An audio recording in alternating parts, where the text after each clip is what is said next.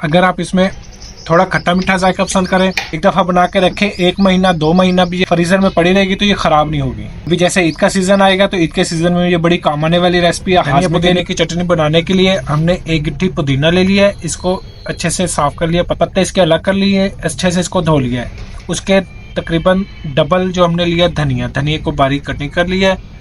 5 से 6 अदद हमने सब्ज मिर्च ले लिए कड़वी वाली, 1.5 से 2 इंच अदरक का टुकड़ा ले लिया, 1 गिट्टी लहसुन के हमने कलियां छील ली हैं, को डालेंगे चॉपर में।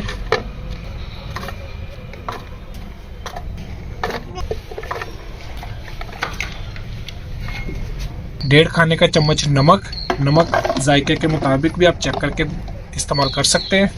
1 खाने का चम्मच काली मिर्च पाउडर में भी आप इस्तेमाल कर सकते हैं, क्योंकि हमने इसको ब्लेंडर में चलाना है तो साबुत काली मिर्च का हम इस्तेमाल कर रहे हैं।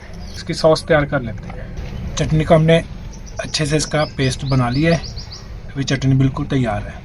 2 खाने के चम्मच आप इसमें चीनी के शामिल कर लें।